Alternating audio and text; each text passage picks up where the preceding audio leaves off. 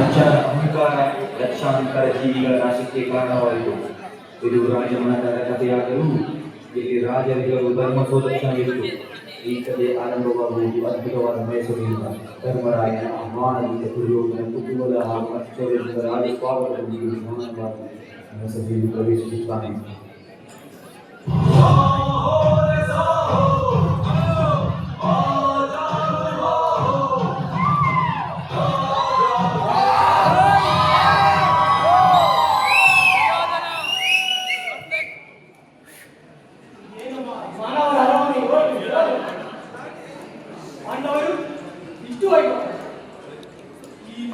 ಈ ಸಂಪತ್ತು ಇದೆಲ್ಲವೂ ನನ್ನದಾಗಬೇಕು. ಇದು ನನ್ನ ಅದೃಷ್ಟವಲ್ಲ, ನನಗಾದ ಅವಮಾನ.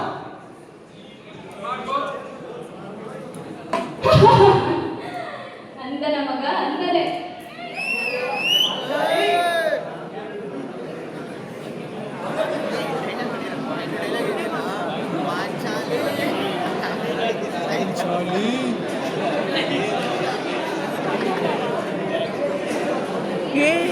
ಶಕುನಿ ಬೋಧ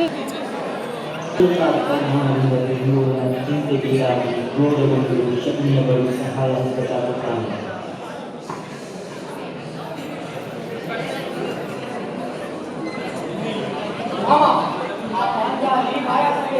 ನೋಡಿ ನನ್ನ ಮಗುವೇ,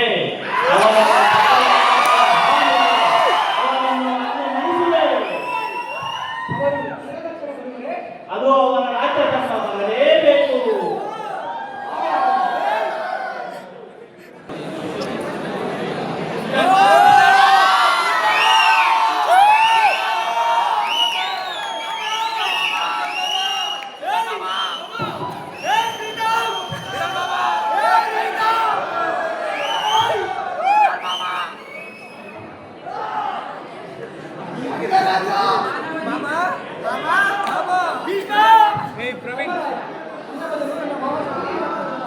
ಆಗಲಿ ಸಹೋದರ. ಧರ್ಮರಾಯ, ಸಣ್ಣ ಪಣದಿಂದ ಪ್ರಾರಂಭಿಸೋಣವೇ?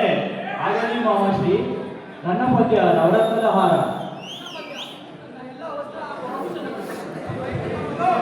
ಒಂದು ಮೂರು ಪಿತೃದೇವೋ ಭವ. ಧರ್ಮರಾಯ, ಗೆಲುವು ನಿನ್ನದೇ.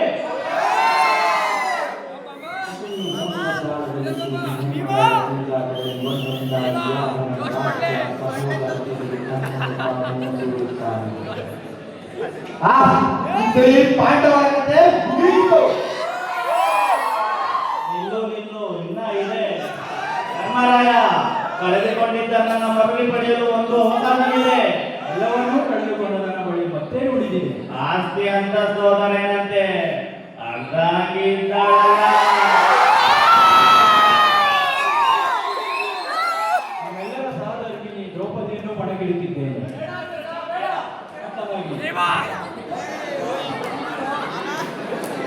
ಎರಡು ನಾಲ್ಕು.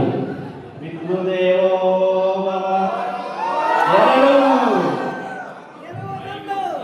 ಧರ್ಮರಾಯ, ಈಗ ದ್ರೌಪದಿ ಈಗ ನಮ್ಮ ದಾಸಿಯಾಗಿದ್ದಾಳೆ.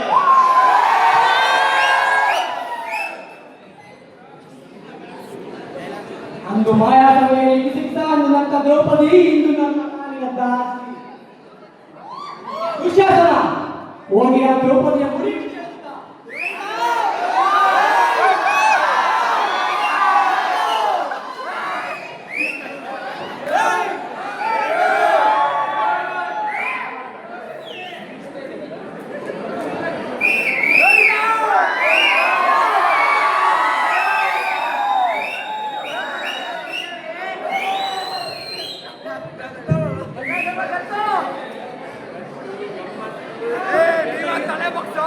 ಅಹಂಕಾರದಲ್ಲಿ ದ್ರೌಪದಿ ಇಂದು ನನ್ನ ಸತ್ತು. ಈ ಇತ್ತರಸು ದುರ್ಯೋಧನ, ನಿನ್ನ ತೊಡೆ ತಟ್ಟಿದ ಕಾರಣದಿಂದ ಅದೇ ತೊಡೆ ನನ್ನ ಕಲೆಯಿಂದ ಪುಡಿ ಮಾಡುತ್ತೇನೆ.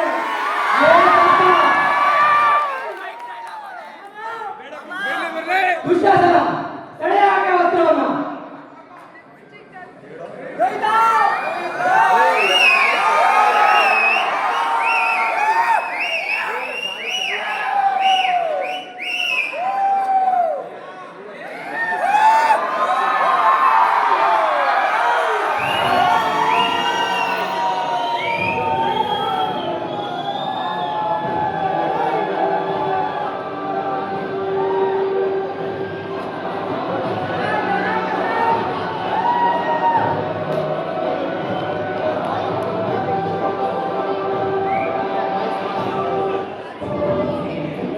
ಕಪಟ ಮಾಯಾವಿ.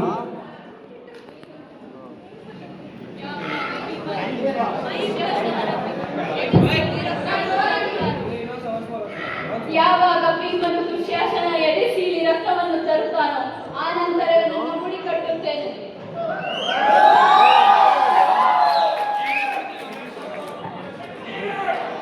ದುಶ್ಯಾಸನ, ನಿನ್ನ ರಕ್ತ ನೋಡಲು ನಾನು ಸಾಧ್ಯವಾಗಲ್ಲ. ನಿನ್ನ ಎಡಬಡಿ ಕಟ್ಟುತ್ತೇನೆ.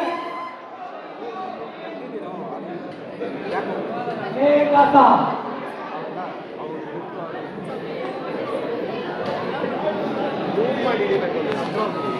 ತಮ್ಮ ರಾಜ್ಯವನ್ನು ಮರಳಿ ಪಡೆಯಲು ಕೃಷ್ಣ ಪರಮಾತ್ಮ ಪಾಂಡವರ ರಾಯಭಾರಿಯಾಗಿ ಹಸ್ತಿನಾಪುರಕ್ಕೆ ತೆರಳುತ್ತಾನೆ.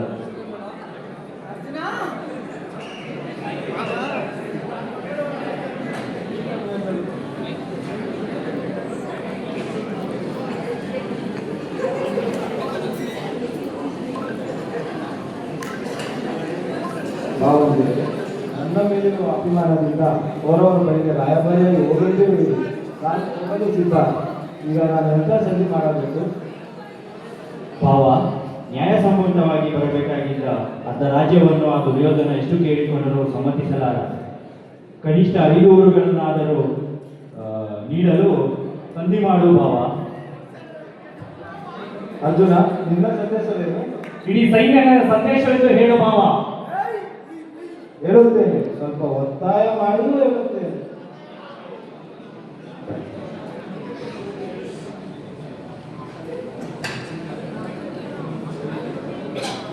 ಪಾಂಡವರಿಗೆ ಬರಬೇಕಾದ ಅರ್ಧ ರಾಜ್ಯವನ್ನು ಕೊಡಲು ಹೇಳಿದ್ದಾರೆ. ಕೊಡದಿದ್ದರೆ ಏನಾಗುತ್ತದೆ ಎಂದು ನಾನು ಹೇಳುತ್ತೇನೆ. ಅವರಿಗೆ ಬರಬೇಕಾದ 5 ರಾಜ್ಯವನ್ನು ಇಂದ್ರಪ್ರಸ್ಥ, ದುರ್ಗಪ್ರಸ್ಥ, ವಾರಣಾವತ, ಜಯಂತ, ಇದರೊಂದಿಗೆ ನಿಮಗೆ ಇಷ್ಟವಾದ ಯಾವುದಾದರೂ ಒಂದು ಊರನ್ನು ಸೇರಿಸಿಕೊಡಿ. ಅದು ಸಹ ಇಲ್ಲದಿದ್ದರೆ ವಿಧಿಯು ಕೂಡ ತಪ್ಪಿಸಲಾಗದ ವಿಪರೀತ ವಿಪತ್ಕರ ವಿಧ್ವಂಸಗಳು ಸಂಭವಿಸುತ್ತವೆ. ಅರ್ಧ ರಾಜ್ಯವೋ ಯಾವ ಲೋಕಾಧಿಪತಿಯಾದ ಕೃಷ್ಣನ ಮಾತು ಕೇಳೋದು ಶ್ರೇಯಸ್ಸು. ಸಾಕು ಮಾಡಿ. ಕೊಡದಿದ್ದರೆ ಏನಾಗುತ್ತದೆ ಎಂದು ನಾನು ಹೇಳುತ್ತೇನೆ. ಮುನಿಸೆಲ್ಲರ ತಿಳಿಯಾದ ಅಜಾತ ಬ್ರಹ್ಮಚರ್ಯ ಮುನಿದರೆ ಸಾಧನಗಳೆಲ್ಲವೂ ಒಂದಾಗುತ್ತವೆ. ಯಾವ ಕರ್ಣನ ಬೆಂಬಲ ಇದೆ ಎಂದು ನೀವು ಬೀಗುತ್ತಿರುವೆಯೋ ಅಂತಹ ಕರ್ಣರು 10,000 ಮಂದಿ ಬಂದರೂ ಸಹ ಅರ್ಜುನನ ಪರಾಕ್ರಮಕ್ಕೆ ಆಹುತಿಯಾಗಿ ಬಿಡುತ್ತಾರೆ. ದುಶ್ಯಾಸನ ದ್ರೌಪದಿ ಸೀರೆಯನ್ನು ಸೆಳೆದಾಗ ಮಾಡಿದ ಪ್ರತಿಜ್ಞೆಯಂತೆ ಭೀಮ ನಿನ್ನ ತಮ್ಮನ ಎದೆಯನ್ನು ಸೀಳಿ ಎತ್ತರು ಕುಡಿಯುತ್ತಾನೆ. ಇನ್ನು ನೀನು ದ್ರೌಪದಿಯನ್ನು ಅಂಗಪೀಠದಲ್ಲಿ ಕುಳಿತುಕೊಂಡು ಸನ್ನೆ ಮಾಡಿದ್ದಕ್ಕಾಗಿ ರಣರಂಗದಲ್ಲಿ ನಿನ್ನ ಊರು ಭಂಗವಾಗುತ್ತದೆ. ಇದು ಯಾವುದು ನಡೆಯಬಾರದೆಂದರೆ ಸಂಧಿ ಮಾಡಿಕೊ.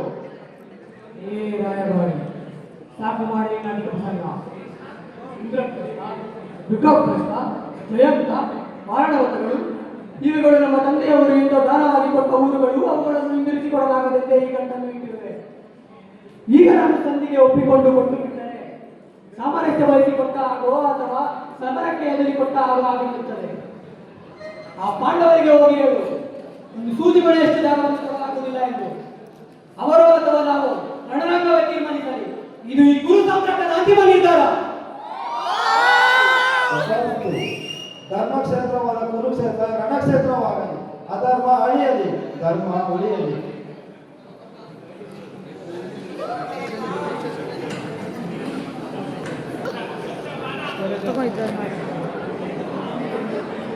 ಮಾಡ್ತೀನಿ ಮತ್ತೆ ಆಯ್ತಾರ ಅವ್ರು ಆಮೇಲೆ.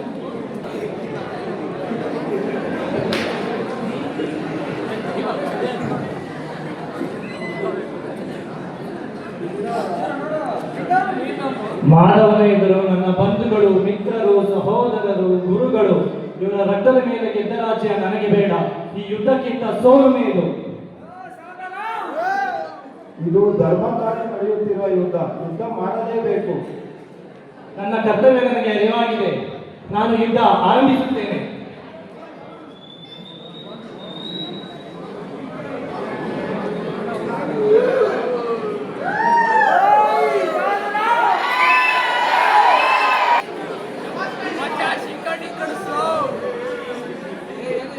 ಎಲುನಂದನ ಕೋಪಗೊಳ್ಳಬೇಡ, ಶಾಂತನಾಗು. ನಿಲ್ಲಿ ಈ ಗೋವಿಂದ, ಜೀವವನ್ನು ನೀನು ಮುಕ್ತಿಗೊಳಿಸು. ನಿಲ್ಲಿ ಗೋವಿಂದ, ನೀವು ಶಸ್ತ್ರಾಸ್ತ್ರಗಳನ್ನು ತ್ಯಜಿಸಿದ್ದೀರಿ ಹಾಗೂ ಯುದ್ಧ ಮಾಡುವಂತಿಲ್ಲ. ಆದ್ದರಿಂದ ನಾನು ಯುದ್ಧ ಮುಂದುವರಿಸುತ್ತೇನೆ. ನಾನು ನನ್ನ ಪ್ರತಿಷ್ಠೆಯನ್ನು ಕಾಪಾಡುವುದಿಲ್ಲ, ನಾನು ನನ್ನ ಧರ್ಮವನ್ನು ಕಾಪಾಡುತ್ತೇನೆ.